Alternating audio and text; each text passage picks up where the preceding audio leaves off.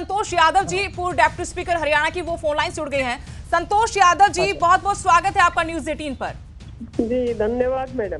संतोष यादव जी, आज आपने पार्टी छोड़ दी जी।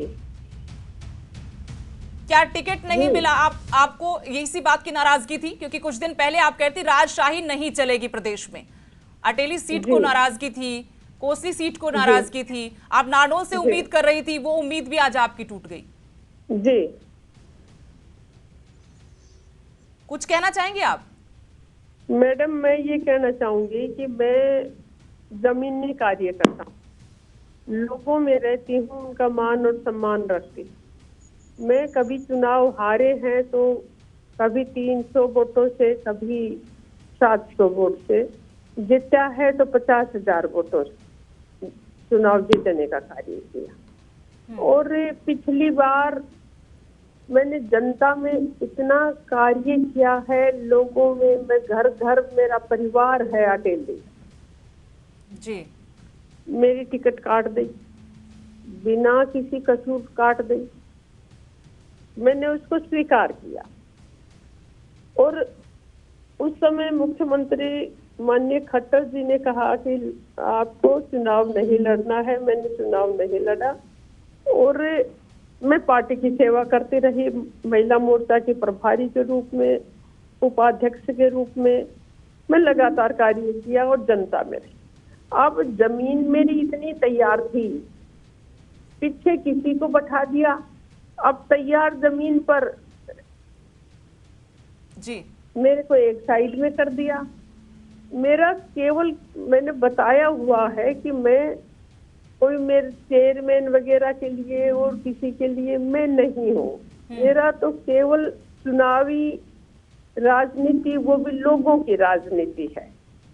और जब मैं इतना अच्छा खेत तैयार करती हूँ, उसका रास जब आती है, अन्न जब इकट्ठा होता है, उसको कोई उठा ले जाए, ये अपमान है, कार्यकर्ताओं का अपमान है जो निष्ठा से कार्य करते हैं। अटेली के बाद आपको उम्मीद थी कि नारनौल सीट पर कुछ बात बनेगी? नारनौल भी मैडम मेरे पुराने अटेली हलके के गांव है, ग्रामीण क्षेत्र पुरानी अटेली है। जी जी जी। और नारनौल में मैं 40 साल से रह रही हूँ यहाँ पर, तो सभी लोगों से अच्छा व्यवहार है। और यहाँ भी मेरा सर्वे भी हुआ था, सब कुछ बढ़िया था और फिर काट दिया। वही बात जो अटेली में हुई थी वही यहाँ हो गई, किसी विशेष व्यक्ति के हेम की वजह से। मैं यही सवाल आपसे करना चाहती थी कि इस बार संतोष जी, इस बार हम देख रहे हैं टिकट बंटवारे में एक शख्स की बहुत चली है दक्षिण हरियाणा में, वो नाम मैं लेना चाहूंगी, राव इंद्रजीत सिंह। उनकी चली है, चाहे नारनौल सीट हो या अटेली सीट, जिनका आप 2 सीटों का जिक्र कर रही हैं, उन्होंने दोनों सीटों पर अपने ही समर्थकों को, अपनी बेटी को टिकट दिलाया और बाकी सीटों पर भी, इवन गुरुग्राम सीट भी आप इसमें इंक्लूड कीजिए। बहन जी, मैं तो किसान की बेटी हूँ, सामान्य परिवार से हूँ और उधर से वो बेटियां तो सबकी होती हैं, बराबर ही होती हैं जी। वो बड़े घर से है, तो मेरा इसमें क्या दोष है? आप ही बताइए क्या दोष है? जब मैं जमीन पर कार्य करती हूँ, व्यवहार कुशलता से मैं लोगों के साथ रहती हूँ, और फिर एकदम टिकट काट देना, ये तो बड़ा ही जनता के लिए भी नागुजार होता है ये। और हमारे लिए तो है ही कोई मान सम्मान। एक तरफ तो हम नारी शक्ति वंदन अधिनियम लाते हैं और दूसरी तरफ जो अपने आप उठी हुई महिलाएं हैं उनकी टिकट काट देते हैं। तो मैडम, जहाँ मान सम्मान नहीं तो वहाँ तो रुकना ठीक नहीं समझा जाता। पार्टी ने जो मेरे को कार्य दिया, मैंने कुशलता से किया, निष्ठा से किया। जी जी, आपने पहले भी कहा था कि राजशाही हावी हो रही है, क्या आपको लगता है कि बीजेपी में जो विचारधारा को लेकर पहले चला जाता था, अब उस विचारधारा को पीछे छोड़ दिया है, कार्यकर्ताओं का पहले जैसा मान सम्मान नहीं रहा? ये सही कह रहे हैं। पहले पार्टी में लोकतांत्रिक मूल्य थे, सिद्धांत थे, और जिस पर कार्यकर्ता लगा रहता था निष्ठा से, आत्मसम्मान से, लेकिन उस आत्मसम्मान को ठुकरा दिया जाए तो ये बड़ी गलत बात है। परिवारवाद के खिलाफ थी ये पार्टी। 2014 में पुरजोर तरीके से कहा कि हम परिवारवाद के खिलाफ हैं, राजशाही के खिलाफ हैं, कांग्रेस के खिलाफ मुद्दा बनाया गया, दल बदलुओं को लेकर तमाम आरोप लगाए गए। लेकिन इस बार बीजेपी की टिकट में ना दल बदलुओं से परहेज किया गया, ना परिवारवाद से। आरती राव उनमें से एक उदाहरण है, तमाम दूसरे उदाहरण हम दे सकते हैं आपके सामने। जी, संतोष यादव जी, बिल्कुल ठीक कहा। जी जी मैडम, आपने बिल्कुल ठीक कहा है। ये सारा आपके सामने है, परिवारवाद भी है, दल बदलू भी है, सारे हैं सामने। अब आपका अगला कदम क्या होगा? क्या आप चुनाव लड़ेंगी? मैडम, मैंने आज कार्यकर्ताओं से राय ली है।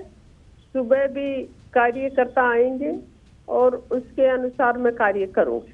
आप भावुक हैं? कार्यकर्ता ही रीढ़ की हड्डी है। जी, आप भावुक हैं? मैडम, भावुक तो क्या, अब हजारों कार्यकर्ता आए थे, सब अपनी अपनी बात कह रहे थे, तो नेचुरल है। कुछ अपना भी मना आपने बनाया होगा, वो ठीक है कि आप अपने समर्थकों से राय शुमारी करेंगी, कार्यकर्ताओं के बीच बैठेंगी तो फैसला करेंगी। आपका भी कुछ मन होगा कि मैं निर्दलीय लड़ूं, या फिर किसी और पार्टी की तरफ से आपको उम्मीद है कि मैं किसी पार्टी को ज्वाइन कर लूं? नहीं मैडम, अभी तो पार्टी छोटी है, और जो चुनाव में भूमिका होती है, चुनाव जो लड़े जाते हैं, वो सारे कार्य होंगे मैडम। दक्षिण हरियाणा की एक सीट की और मैं बात करना चाहती हूँ आपके साथ। महेंद्रगढ़ सीट को होल्ड पर रखा गया। रामविलास शर्मा जैसे कद्दावर नेता वहां से भारतीय जनता पार्टी के, वो कहते हैं कि मैं कल नामांकन करूंगा। टिकट उनको नहीं दिया, उन्होंने ये भी नहीं कहा कि मैं निर्दलीय लड़ूंगा, लेकिन ये कह दिया कि मैं नामांकन करूंगा। ये हो सकता है कि दबाव की राजनीति हो, ये भी हो सकता है क्या पता किसी नेता ने उनको कहा कि हाँ आप तैयारी कीजिए, कल हम यहां से आपको उम्मीदवार घोषित कर देंगे। लेकिन पहली दूसरी लिस्ट में नाम ना आना उनका, जो कि 2014 में प्रदेश अध्यक्ष रहते हुए 47 सीटें लेकर बीजेपी को सत्ता में बिठा दिया था उन्होंने। जी मैडम, उनको टिकट देनी चाहिए थी, और वो बड़े नेता हैं, प्रदेश अध्यक्ष रह चुके, मंत्री कई बार रह चुके, तो मैं तो इस बात का समर्थन करती हूँ कि उन्हें तो सबसे पहले टिकट दिया जाना चाहिए था। जी, बहुत बहुत शुक्रिया संतोष यादव जी न्यूज़ 18 से बातचीत करने के लिए। तो ये थी पूर्व deputy speaker Haryana Santosh Yadav. Ticket नहीं मिला अटेली से, फिर उम्मीद लगाई कि नानोल से हो सकता है कि टिकट उनको मिल जाए। कुछ गांव अटेली विधानसभा के पुराने गांव जो आते थे वो अब नानोल में आते, लेकिन मायूस हैं, नाराज हैं कि विचारधारा की लड़ाई लड़ने वाली पार्टी आज अपने कार्यकर्ताओं की अनदेखी कर रही है।